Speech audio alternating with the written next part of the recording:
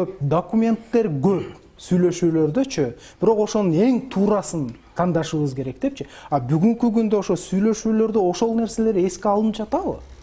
Мен ойлойм, бул жөнүндө сөз да болгон эмес. Мына 30 жылдан бери ошол жөнүндө жанагы легитимдүү бир жеке легитимдүү ошол 91-92 жылдагы жеке документти эч ким сөз кылган эмес. Мына Тогон Болотбекович канча жолу ошолорго катышты. Ошол жерлерде бул жөнүндө вообще сөз болгон эмес да.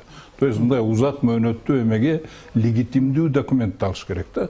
Азыр легитимный документ бир эле ошол бүт бар жок. Калган документтер бардыгы легитимсиз. Аны менен туңгуйка жолугушабыз. Ошондуктан ошол легитимный документти узак мөөнөттөгү саясат катары ошого колдонуп туруп, ошонун жанагы айтканда дипломатиялык жолдорун, анан кийин жанагы Тохон Болотбекович айтканда меры принужденияга чейин, анан экономический принужденияга чейин барыш керек. Себеби деген биз Тажикстан менен Кыргызстан экөөнүн эмеси деңгээли бирдей эле, экономика жагынан, жанагы аскер жагынан да бүт баарды бирдей эле. Ошондуктан биз вполне можем, особенно жанагы биз инфраструктурный жагынан ээстин мүчөсү катары биз аябай выгодный положениядабыз да. Алар биз аркылуу көп нерсесин жасап жүрүшөт. Ошондуктан биздин жана меры принуждениябыз бар. Буга только жанагындай чындап эле бул эме коллегам айткандай жанагы жоопкерчиликти алып, жанагы саясий эркти көргөзүп, ошол жолго салып,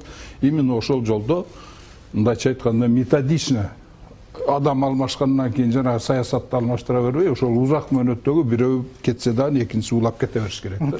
Былдарда былтыры августта и буквально бир ай болду, мен президентке бир программаны предлагать эткем. Ал программа боюнча Кыргызстанды, бир эле облустун Кыргызстанды 5 жылдын ичинде толугу менен жакырчылыктан чыгарып, 5 жылдын ичинде ускоренный развитие жолуга салып койсо болот да. Ошону президент жактырып, былтыр да жактырып, правительствого поручение берди. Ушуну Баткен облусуга, значит, пилотный кылып эме. Азыр деле мына бир ай болду, бир ай мурун, даже 15 күн болду жолукканыма. Ошондо дагы поручение берди.